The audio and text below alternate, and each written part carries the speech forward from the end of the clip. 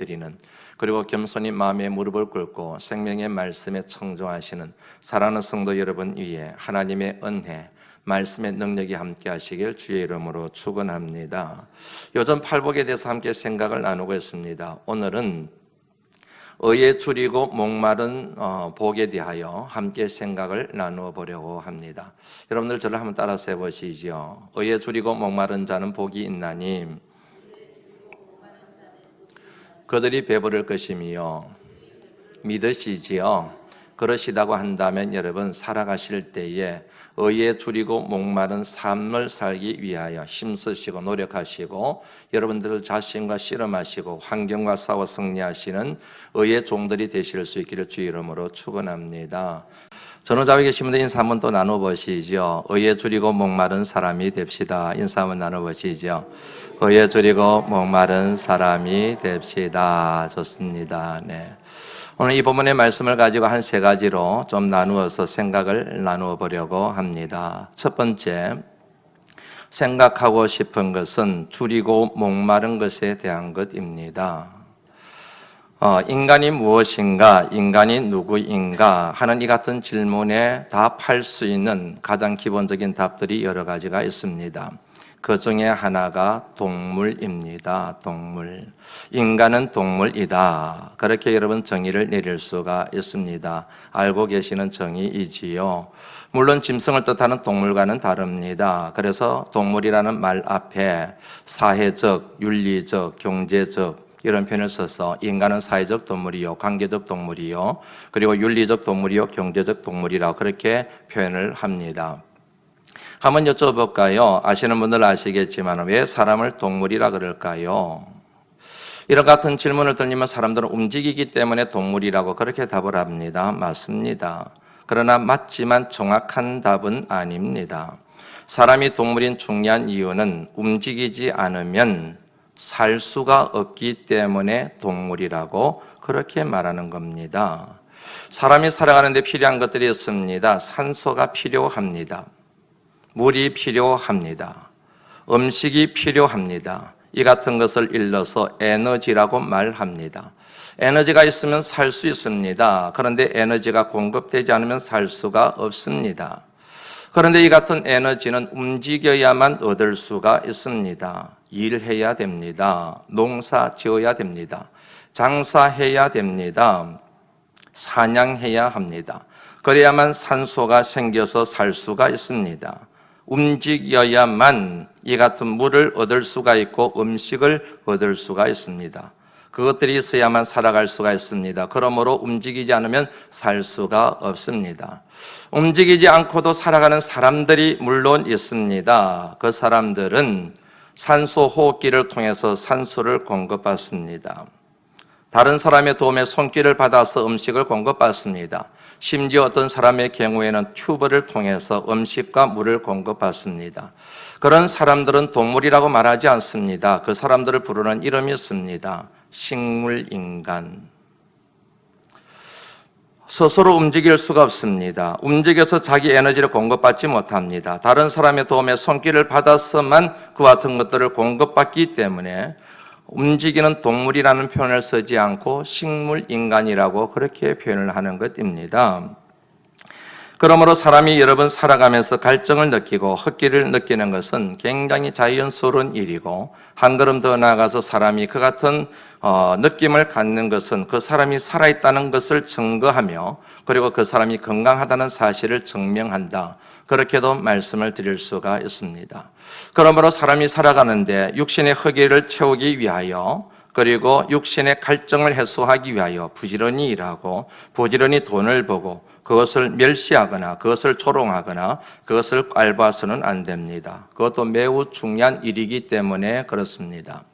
두 번째 생각해보고 싶은 것은, 그러면 그 같은 육신의 허기와 육신의 갈증이 채워지면 끝인가? 다인가?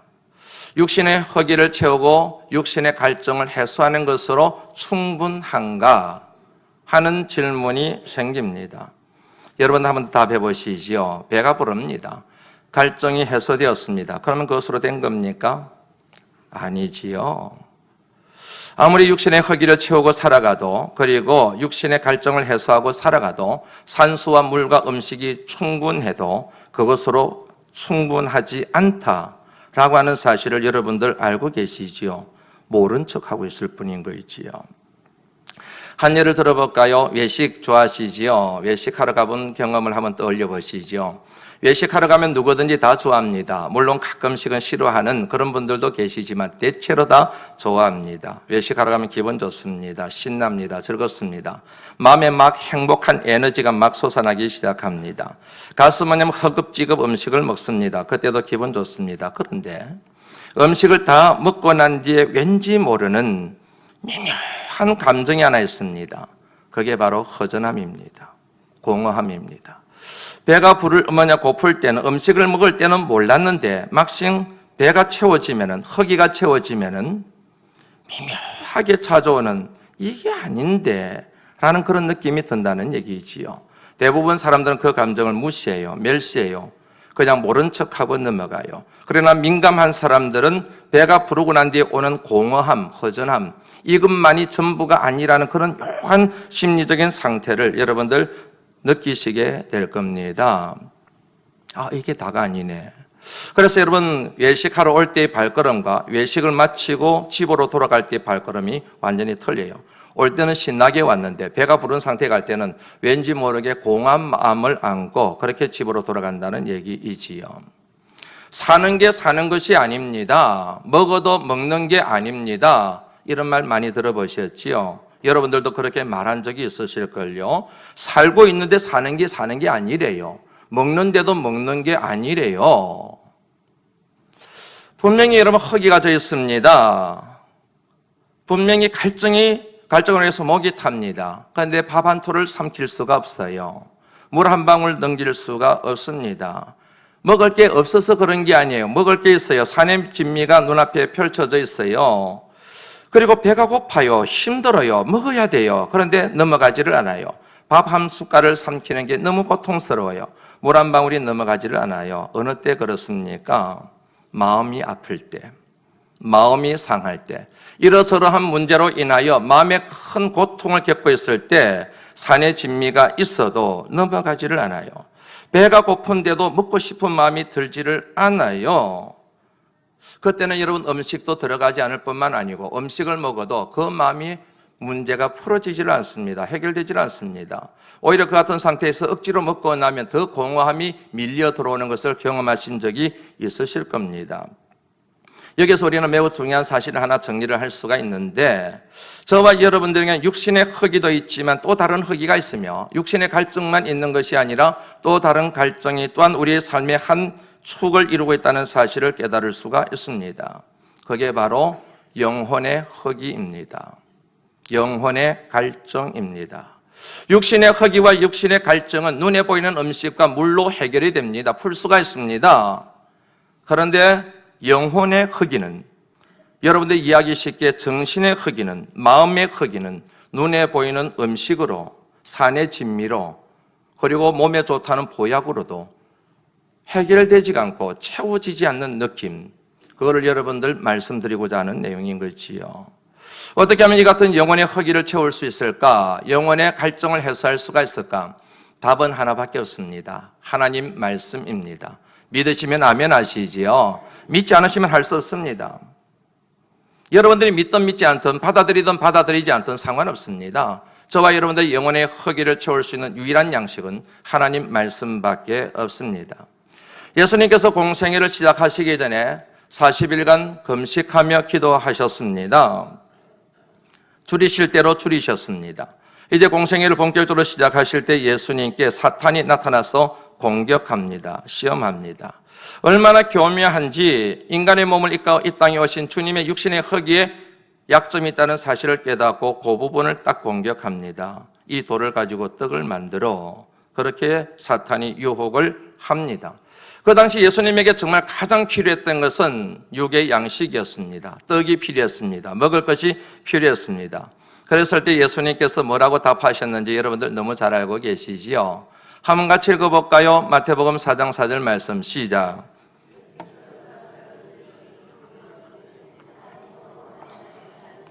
하나님의 입으로부터 나오는 모든 말씀으로 살 것이라 하였느니라. 이 돌을 가지고 떡을 만들어 그리고 너의 허기를 채워, 육신의 허기를 채워. 그렇게 시험했을 때 주님이 하신 말씀, 사람이 떡으로만 사는 것이 아니요 하나님의 입에서 나오는 모든 말씀으로 살 것이니라. 그렇게 기록되어 있는 것을 네가 알지 않느냐? 그렇게 선언하셨습니다. 이 말씀을 이해하고 해석할 수 있는 키워드가 있습니다. 그것은 바로 산다라고 하는 표현이에요. 산다. 마태복음 4장 4절 말씀, 사람이 떡으로만 사는 것이 아니요 하나님의 입에서 나오는 모든 말씀으로 산다. 산다라고 하는 단어가 이 말씀을 이해하고 해석하는 키입니다. 이 말씀에 의하면 예수님께서는 인간이 살아가는데 필요한 것이 크게 두 가지 있다는 사실을 분명하게 언급하셨지요. 하나는 떡입니다. 어떤 민족에게는 빵입니다. 그리고 우리나라 사람들에게는 밥이, 이 같은 떡이 필요하고 빵이 필요하고 밥이 필요하다는 것입니다. 이 말씀을 오해하시면 안 됩니다. 하나님 말씀만 있으면 되는 거지 뭔 떡이 소용이 있어? 은혜만 있으면 되지 무슨 물질이 소용이 있어? 그렇게 말씀하신 게 아니에요. 빵이 필요해, 물질이 필요해, 돈이 필요해, 그렇게 말씀하신 거예요. 그런데 그것만으로는 안 된다는 거예요. 그것만으로는 살 수 없다는 거예요. 한번 생각해 보시죠. 음식이 있습니다. 밥이 있습니다. 떡이 있습니다. 그러면 살 수 있지요. 건강하게 살 수 있지요. 심지어는 기쁘게 살 수 있지요. 더더욱 심지어는 행복하게 살 수가 있지요. 그런데 한 가지 질문을 던져보죠. 그 같은 떡과 빵이 혹은 좀 더 확장시켜서 물질이 나를 영원히 살릴 수 있느냐? 그것을 먹으면 내가 영원히 살 수 있느냐? 대답해 보시죠. 아니잖아요. 아니잖아요. 오래 살 수는 있어요. 좋은 음식을 먹고 밥을 부지런히 먹으면 살 수가 있습니다. 오래 살 수가 있습니다. 건강하게 살 수는 있습니다. 그런데 그것이에요. 그것으로 다예요. 영원히 살 수는 없습니다. 여러분들 다시 한번 정리하고 넘어가 볼까요? 이거는 너무 중요한 내용이기 때문에 종종 말씀드리는 것 같습니다. 여러분 왜 일하십니까? 왜 빼빠지게 직장생활 하십니까? 왜 여러분 아침에 일어나서 직장에 출근하시고 일터로 나가시고 밤늦게까지 그렇게 땀 흘리고 수고하십니까? 왜 여러분들은 돈을 버십니까? 그러면 사람들이 한결같은 답은 이렇지요. 살기 위해서. 속이는 거예요. 시간이 지나고 세월이 지날수록 나이를 먹어갈수록 직장의 연수가 늘어날수록 돈 번 횟수가 많으면 많을수록 가까워지는 것은 생명이 아니라 죽음이라는 사실을 여러분들 아시지요? 그런데 사람들은 알아요. 그걸 아는데도 불구하고 모른 척하는 거예요. 그래서 대답하기를 자기 스스로에게 그렇게 체면을 걸듯이 말하는 거예요. 살기 위해서. 살기 위해서 일을 하고 살기 위해서 돈을 벌고 살기 위해서 땀 흘리고 살기 위해서 농사를 짓고 살기 위해서 장사를 하고 살기 위해서 음식을 구하러 다녔다는 거예요. 그런데 실상은 인생은 태어나는 순간부터 죽음을 향하여 달려가고 있는 존재라는 사실을 모른 척하고 있는 거죠. 자기 스스로를 속이는 말을 지금 하고 있다는 것이지요. 이 땅에 뿌리를 내리고 있는 어떤 것도 우리에게 영원한 생명을 줄 수 없다는 사실을 여러분들은 알고 계시는 거예요. 모르는 게 아니에요. 모른 척하고 있을 뿐인 거예요. 모르는 척 시치미를 떼고 있는 거예요. 왜냐하면 그것을 알면 절망하게 되거든요. 그것을 내가 인정해버리게 되면 결국 하나님 앞에 놓을 수밖에 없는데 그게 싫은 거예요. 그래서 사람들은 태어나는 순간부터 죽음을 향하여 달려가고 있는데도 불구하고 살기 위해서 돈을 벌고 살기 위해서 밥을 먹고 살기 위해서 보약을 먹고 그런다고 얘기를 하는 거지요. 그래서 여러분 하나님의 말씀은 분명합니다. 사람이 떡으로만 사는 것이 아니다. 사는데 떡은 필요하지만 이 땅에서만 필요하지 영원히 사는 데는 떡은 필요 없다. 우리에게 영생을 주고 정말로 진정한 생명을 누리게 하는 것은 하나님 말씀밖에 없다. 믿으시면 아멘 하시지요. 이 같은 의미가 사람이 떡으로만 사는 것이 아니요 오직 하나님의 입에서 나오는 모든 말씀으로 사는 것이라 그렇게 말씀했다는 것이지요. 그런 저와 여러분들이 만일 육신의 크기만을 채우기 위하여 인생을 살아간다고 한다면 그거는 심각한 문제가 있는 거지요. 하나님의 말씀을 통해서만 영혼의 허기를 채울 수가 있습니다. 영혼의 갈증을 해소할 수가 있습니다. 주님은 이 말씀을 통하여 그 사실을 분명하게 우리에게 언급하셨습니다. 한번 같이 읽어보지요. 요한복음 20장 31절 말씀입니다. 시작. 오직 이것을 기록함은 너희로 예수께서 하나님의 아들 그리스도이심을 믿게 하려 함이요 또 너희로 믿고 그 이름을 힘입어 생명을 얻게 하려 함이라. 이것을 내가 기록한 것은, 말씀을 기록하여 너에게 준 중요한 이유는 그 말씀을 통하여 너희로 예수님께서 하나님의 아들 그리스도이심을 믿게 하기 위해서이며 그 믿음을 통하여 생명, 영생에 이르기 위하여 이 말씀을 기록했다. 그러므로 여러분, 저와 여러분의 영혼의 허기를 채울 수 있는 유일한 양식은 하나님 말씀밖에 없다는 사실, 믿는 게 당연한 이치이지 않겠습니까? 로마서 1장 17절 말씀도 한번 읽어보죠. 시작. 복음에는 하나님의 의가 나타나서 믿음으로 믿음에 이르게 하나니 기록된 바 오직 의인은 믿음으로 말미암아 살리라 함과 같으니라. 오직 의인은, 의롭다고 칭함을 받은 사람은 믿음으로 산다. 물질로 사는 것이 아니다. 돈의 힘으로 사는 것이 아니다. 지식의 힘으로 사는 것이 아니다. 믿음으로 산다. 그 믿음이 나를 영원히 살게 만드는 능력이다. 그런데 이 믿음이 어디에서 올까요? 한번 읽어보죠. 시작. 그러므로 믿음은 들음에서 나며 들음은 그리스도의 말씀으로 말미암았느니라. 저와 여러분의 생명의 뿌리는 바로 하나님의 말씀, 그리스도의 말씀에 있다는 사실을 명확하게 알 수 있지 않습니까? 오늘 본문 말씀에 보면 의라는 단어가 나옵니다. 의에 줄이고 목마른 자는 그랬습니다. 여기에 의라는 단어가 나옵니다. 한번 좀 정리하고 넘어가는 게 좋을 것 같아요. 굳이 헬라 단어를 쓰지 않겠습니다. 이 의라고 하는 단어에는 세 가지 중요한 의미가 있습니다. 첫 번째는 정의입니다. 영어로 justice라고 그렇게 얘기를 합니다. 여러분들은 정의를 어떻게 이해를 하시는지요? 정의를 어떻게 정의를 내리시는지요? 의, 곧 정의, 성경에서 말하는 의는 방향과 깊은 상관이 있습니다. 다시 말하면 마음의 방향을 얘기하는 것이지요. 첫 번째 방향, 마음의 방향이 있습니다. 나를 향합니다. 나를 보면서 내게 있는 죄를 봅니다. 나를 보면서 내게 있는 잘못을 봅니다. 내 마음의 방향이 나를 향해서 내게 있는 죄를 보고 잘못을 보고 그것을 깨닫고 통회하는 마음으로 하나님 앞에 꼬꾸라지게 만드는 그 마음을 일러서 의라고 얘기한다는 얘기지요. 그 다음에 두 번째 마음의 방향이 있습니다. 그것은 불의 때문에 고통을 당하고 있는 사람들을 향한 마음.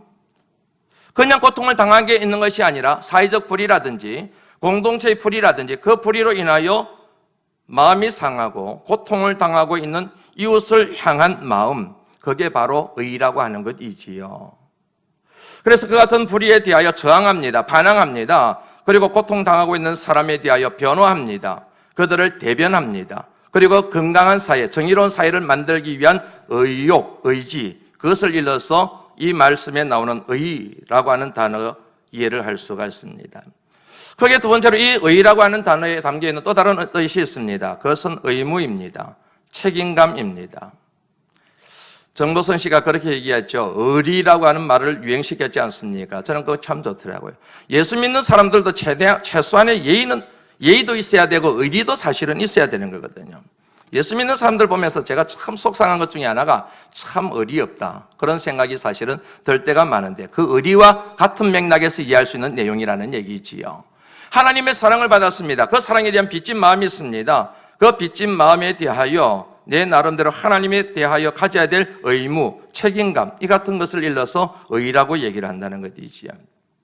세 번째, 이 같은 정의와 그리고 이 같은 뭐냐면 의무감, 책임감이 지향하는 점이 하나 있습니다. 그게 바로 하나님과의 관계입니다. 의에 담겨있는 가장 궁극적이고 본질적이고 기본적인 의미는 하나님과의 관계. 하나님과의 관계. 다시 한번 정리하고 넘어갑니다. 설교가 꼭 성경성 공부처럼 됐는데 성경 말씀에서 참 중요한 말씀들이 전부 다 말씀들이 다 중요하지요. 그 말씀 가운데서 가장 중요한 말씀 한 구절을 꼽으라고 한다면 창세기 1장 1절 말씀입니다. 태초에 하나님이 천지를 창조하시냐, 이 말씀이 이해가 되면 모든 말씀이 다 이해됩니다. 홍해를 가르셨다, 믿었죠? 하나님이 천지 우주 만물을 창조하셨는데 그까지 홍해 못 가르시겠습니까? 죽은 자가 살아나, 이게 말이 돼? 천지 우주 만물을 창조하신 하나님이 왜 못 살리겠습니까? 그러므로 신앙의 가장 중요한 뿌리는 창조신앙이에요. 태초에 하나님이 천지를 창조하시니라. 이 말씀 전하면 아멘이 나와야 되는 거예요. 그러니까. 네. 다시 한번 해볼까요? 태초에 하나님이 천지를 창조하셨습니다. 이 말씀이 모든 신앙의 뿌리예요. 토대예요. 기본인 거예요. 본질인 거예요. 그런데 이 말씀에 의하면 하나님은 누구입니까? 창조주. 우리는 그의 피조물. 하나님은 우주 만물의 주인. 그리고 우리는 그의 소유물. 그리고 하나님은 우주 만물의 왕. 우리는 그의 백성. 이 말씀에서 나오는 신학적인 신앙적인 명제가 있다고 말씀드렸죠. 첫째, 우리 인간은 절대로 스스로 주인이 되어서는 안 됩니다. 피조물이기 때문에 주인이 될 수가 없어요. 내가 내 인생의 주인이 되면 그는 심각한 죄를 범하는 것이지요. 둘째, 하나님의 어떤 것도 어떤 대상도 주인 삼아서는 안 됩니다. 왜냐하면 우리는 하나님의 피조물이기 때문에 하나님만 주인 삼아야 된다는 얘기이지요. 셋째, 제가 가장 좋아하는 것인데 사람의 존재 가치를 결정하는 것은 하나님과의 관계라고 하는 것입니다. 다시 한번 여러분 정확하게 인지하셔야 됩니다. 그 사람의 존재 가치를 결정하는 것은 그 사람이 가지고 있는 재물이 아니에요. 지식이 아니에요. 학벌이 아니에요. 명품이 아니에요. 그와 같은 것이 아무것도 아닌 것은 아니지만 그 사람의 존재 가치를 결정하는 것은 하나님을 아느냐 모르느냐, 하나님을 믿느냐 믿지 않느냐, 이것으로 인하여 결정된다는 이 같은 신앙적인 면제가 태초에 하나님이 천지를 창조하시냐 이 말씀 속에 담겨 있다는 것이지 않습니까? 그러면 이 관계, 이 말씀에 따라서 하나님과의 관계는 뭐입니까? 하나님의 주권을 인정하는 것이죠. 그리고 하나님의 주권에 순종하는 것이죠. 하나님의 주권에 순종하여 내 뜻대로 살지 아니하고 하나님 뜻대로 사는 것, 이게 뭐라고요? 의라는 거예요. 의에 줄이고 목마른 자라고 했을 때 이 의는 뭐를 얘기하느냐 하면은 하나님의 관계에 내가 생명을 건다. 하나님의 관계에 생명을 건다. 내가 하나님의 주권을 인정하고 하나님의 주권에 순종하고 하나님의 뜻을 따라서 살아가는데 내 생명을 건다. 내 인생을 건다. 이런 의미라는 얘기죠. 그냥 착하게 살아간다. 그냥 분노하면서 살아간다. 이게 아니고 하나님의 주권에 내가 순종하여 하나님의 뜻에 내 인생을 건다. 그런 삶에 내가 욕심을 낸다. 그런 메시지라는 거있죠. 예를 한번 살펴볼 수 있을 것 같습니다. 예수님께서 요한복음 4장에 보면은 예수님께서 사마리아 여인과 우물가에서 대화하는 장면의 내용 여러분들 아시지요? 내가 주는 물은 세상이 주는 것과 같지 않다. 이 물을 마시면 네가 영원히 목마르지 않는다. 그런 말씀을 전하시고 난 뒤에 그 여인이 떠나가고 예수님이 계세요. 제자들이 예수님께 옵니다. 먹을 것을 가지고 와요. 그 먹을 것을 가지고 예수님께 와서 제자들이 그렇게 얘기를 해요. 선생님, 잡수소서. 그렇게 얘기를 해요. 그러자 예수님께서 뭐라고 제자들에게 반응하시느냐 하면 말씀을 한번 같이 읽어보죠. 시작. 이러시되 내게는 너희가 알지 못하는 먹을 양식이 있느니라. 선생님, 이 음식을 좀 드십시오. 얼마나 허기가 짙습니까? 그렇게 얘기를 하니까 예수님이 말씀하시기를 내게는 너희가 알지 못하는 양식이 있다. 그러니까 제자들이 이렇게 생각을 해요. 누군가가 예수님에게 음식을 갖다 드렸나 보다. 그래서 예수님의 허기가 해결되었나 보다. 그렇게 생각을 해요. 그러자 예수님께서 그들의 생각을 읽으시고 이렇게 말씀을 하세요. 같이 읽어보죠. 시작. 예수께서 이르시되 나의 양식은 나를 보내신 이의 뜻을 행하며 그의 일을 온전히 이루는 이것이니라. 나의 양식, 너희들이 알지 못하는 내게 있는 양식이 있는데 그 양식은 뭐냐? 너희들이 말하는 음식이 아니라 국밥이 아니라 빵이 아니라 떡이 아니라 나를 보내신 하나님, 그분의 뜻을 행하는 것이고 그분의 일을 온전히 이루는 그것이 바로 내게 양식이야. 그러니까 예수님은 안 먹어도 뭐 하다는 겁니까? 배부르다는 거예요. 왜? 방금 사마리아 여인, 세상의 갈증을 해소하지 못해서 영혼의 흙이 채우지 못해서 방황하고 있던 그 여인에게 살 길을 열어준 그것으로 인하여 하나님의 뜻을 이루어서 주님은 심히 기뻐하시고 만족해 하시고 행복해 하셨다는 사실을 이 말씀을 통하여 표현하고 계시는 것이지요. 정리가 되시지요? 예, 의에 줄이고 목마른 자가 어떤 사람인지가 정리가 되셨는지요? 세 번째 넘어가 볼까요? 의에 줄이고 목마른 자는 복이 있나니 뭐 할 것이라고요? 그들이 배부를 것이며. 저는 이 말씀을 묵상하다가 왜 하나님께서, 주님께서 그냥 배부를 것이며 뭐에 대하여 배부를 것인지에 대하여 말씀을 하지 않으셨잖아요. 말씀이 이렇게 돼야 맞는 거죠. 의에 줄이고 목마른 자는 복이 있다. 그들이 의로 배부를 것이며 이렇게 돼야 되는데 그냥 여러분 뭐에 대하여 배부를 것임에 대하여 언급하지 않고 그냥 배부를 것이며 그렇게 했잖아요. 그런데 이 말씀을 굉장히 묵상하다가 제가 굉장히 중요한 사실 하나 깨달았어요. 그것은 뭐냐면 앞서 우리가 마태복음 4장 4절 말씀 기억해 보시죠. 사람이 떡으로만 사는 것이 아니요 오직 하나님 입에서 나오는 말씀으로 살 것이니라. 떡이 필요하다는 겁니까? 필요하지 않다는 겁니까? 떡이 필요하다는 얘기잖아요. 그런데 이 말씀을 중간다리로 해서 그 다음으로 한번 넘어가 볼까요? 마태복음 6장 33절 말씀 시작. 너희는 먼저 그의 나라와 뭐를 구하라? 그의 의를 구하라. 그리하면 이 모든 것을 너희에게 더하시리라. 너희는 먼저 그의 나라를 구해라. 그리고 그의 의를 구하라. 그리하면 이 모든 것을 너희에게 더하겠다 그랬잖아요. 우리가 좀 주목해 봐야 될 표현이 뭐예요? 이 모든 것이 도대체 뭐냐는 거지요. 그 해답의 단서가 그 위에 나오는 31절 32절 말씀에 나옵니다. 한 가지 읽어볼까요? 시작. 그러므로 염려하여 이르기를 무엇을 먹을까? 무엇을 마실까? 무엇을 입을까? 하지 말라. 그 다음에 이는 다 이방인들이 구하는 것이라. 너희 하늘 아버지께서 이 모든 것이 뭐예요? 먹을 것, 입을 것, 마실 것. 이 모든 것이 너희에게 있어야 할 줄을 아시느니라. 그러고 난 다음에 나온 말씀이 뭐예요? 너희는 먼저 그의 나라와 그의 의를 구하라. 그리하면 이 모든 것, 뭐라고요? 먹을 것, 마실 것, 입을 것. 매우 중요한 논리가 여기에 있는 거예요. 육신의 허기를 채우면 영혼의 허기는 절대 채워지지 않아요. 그러나 영혼의 허기가 채워지게 되면 육신의 허기는 저절로 채워진다는 논리를 이 말씀에서 우리가 깨달을 수가 있게 되는 것이지요. 영혼의 갈증이 해소가 되면 여러분 육신의 갈증도 크게 문제가 되지 않습니다. 영혼의 허기가 채워지게 되면 육신의 허기도 하나님이 책임져 주신다는 말씀으로 이해를 할 수가 있습니다. 거기에서 노는 에너지가 있습니다. 그게 바로 행복입니다. 쉬운 예를 들어보지요. 저희 부모님이 다 돌아가셨는데 명절이 되면 손자, 손녀들이 잔뜩 와 있지 않습니까? 원체 가난하게 자라서 명절만 되면 저희 어머님이 음식을 많이 준비하세요. 그러지 말라고 그래도 항상 음식을 많이 준비하셔요. 썩어 나가도 그렇게 준비를 하시는 거예요. 그렇게 잔뜩 준비를 해놓고 손자, 손녀들이 명절날 왔지 않습니까? 그러면 음식을 먹을 때 저희 아버님이 하시는 말씀이 있어요. 안 먹어도 배부르다. 안 먹어도 배부르다. 아버님 좀 드시죠? 안 먹어도 배불러. 허기가 지지를 않는 거예요. 왜? 이미 뭐냐면은 손자들이, 손녀들이 당신이 애써서 수간 돈을 가지고, 물질을 가지고 음식을 준비하여 그것을 먹는 것 자체만으로도 이미 뭐가 됐다는 겁니까? 기쁜 거예요. 행복인 거예요. 그러면서 여기서 배부르다는 것은 그냥 육신의 허기가 채워진 게 아니고 영혼의 허기가 채워진 것. 다시 말씀드리면 영혼이 행복하고 기쁘다는 얘기잖아요.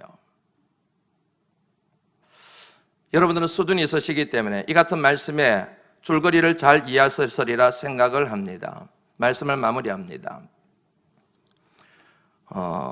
존 스튜어트 밀이라고 하는 공리주의 철학자라는 사람을 여러분들 아실 겁니다. 이 사람 이름은 몰라도 이 사람이 한 말은 여러분들이 다 기억하실 겁니다.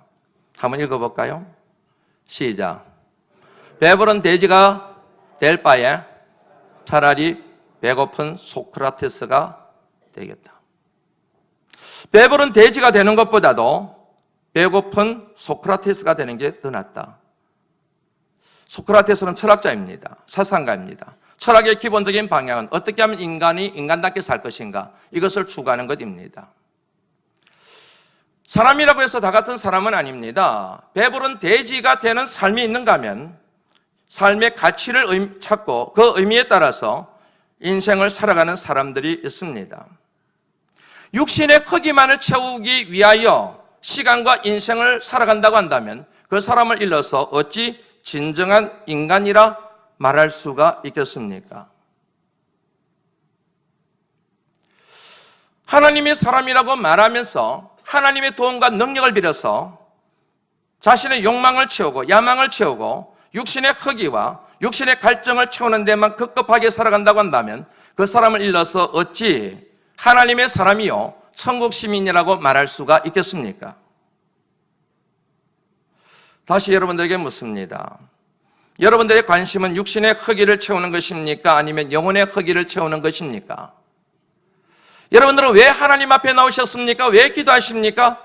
무엇을 입을까? 무엇을 마실까? 무엇을 먹을까? 그것이 염려되어서 나오셨습니까? 하나님의 말씀이 이렇게 말씀하셨습니다. 의에 줄이고 목마른 자는 복이 있나니 그들이 배부를 것이며. 이 같은 내용을 참 잘 표현하는 찬양이 오늘 저와 여러분들이 불렀던 찬양 가사 속에 옵니다. 내 영혼의 그 깊은 데서 맑은 가락이 울려나네. 내 영혼의 깊은 곳에서 맑은 가락이 울려나네. 하늘 곡조가 언제나 흘러나와 내 영혼을 고이 사네.